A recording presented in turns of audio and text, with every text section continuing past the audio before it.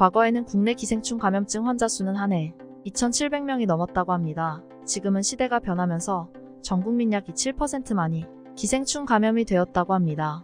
40년 동안 큰 변화에 장내 기생충들은 줄어들고 있지만 증가하는 기생충 감염군이 있다고 하는데 알고 계신가요? 감염의 이유가 바로 우리가 즐겨 먹는 음식에 있다는 사실을 알고 계신가요? 2022년 12월 보도자료에 따르면 전년 대비 0.1%나 상승했다고 합니다. 특히 간흡충은 매년 조금씩 증가한다고 합니다.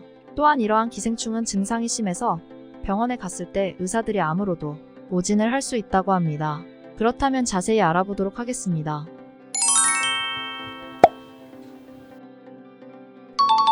민물게장 또한 별미라는 소식이 있습니다. 한식대첩에서 민물게장을 담그고 바로 먹을 수 있다는 방법이 소개된 적 있었습니다. 이러한 방법 때문인지 폐흡충에 감염된 환자는 조금씩 증가하고 있다고 합니다. 10대 소년이 갑자기 손이 저리며 말을 못하고 안면마비 증상으로 응급실에 이송되었다고 합니다.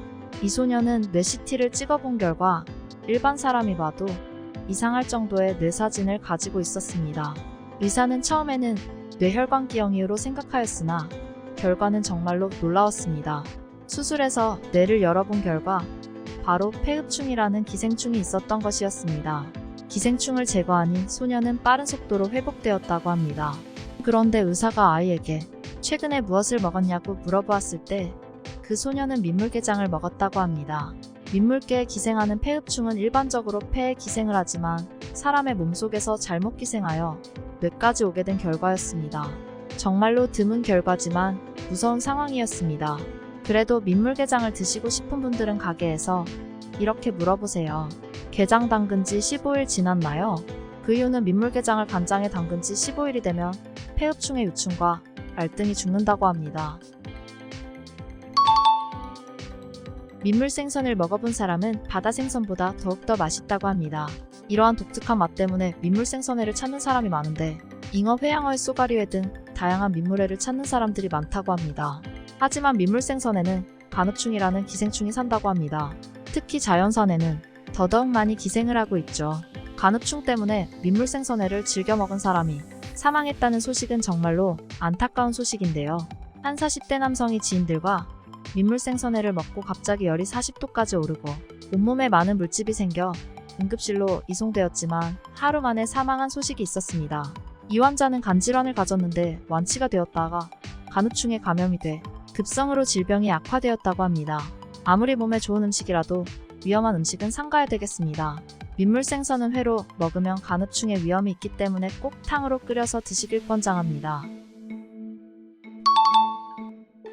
소가는 많은 사람들이 빈혈이나 눈 건강 그리고 탈모에 좋다고 하여 찾는 매니아층이 있습니다. 편스토랑에 나왔던 박솔미어 배우는 소간의 핏맛이 맛있다고 할 만큼 정말로 좋아했습니다. 그렇지만 소생간도 기생충의 위험에서 벗어날 수 없습니다.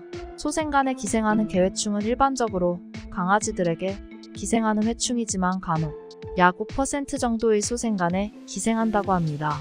개회충이 사람의 몸속에 들어와 여기저기 돌아다니며 대부분 증상이 없고 시간이 지나면서 사멸되고 자연치유가 되는 것이 보통입니다. 그러나 운이 나쁘게 눈에 개회충 한 마리가 올라가게 되면 눈에 염증을 일으키고 물질을 침식시켜 눈 한가운데 망막 정보를 파괴해 시력 저하시킬 수 있습니다. 만약에 눈이 주변에 혼탁이 생겨 후유증으로 흉터 조직을 만들면 실명까지 이르를 수 있습니다. 소생간을 즐겨 드시는 분들은 데쳐서 드시거나 정말로 생간이 드시고 싶으시면 냉동실에 15일 정도 얼렸다가 드시면 안전하다고 논문에 나왔습니다. 영하 20에서 25도에 15일 정도 얼리면 모든 유충이 괴멸한다고 합니다. 꼭 냉동 후 안전하게 드시길 추천드립니다. 우리 몸속에 기생충이 있으면 종류에 따라 다르지만 보통 복통과 식욕부진, 빈혈, 어지러움 등의 증상이 나타난다고 합니다. 아이들의 경우에는 항문이 가렵다고 하는데 밤에 이 증상이 나타나면 기생충일 확률이 높습니다. 보통 이 기생충들은 감염이 되더라도 대부분 자연적으로 사멸하지만 운이 나쁘게 기생충량이 많거나 면역력이 떨어져 있는 경우라면 앞서 소개한 감염 증상이 발생할 수 있습니다.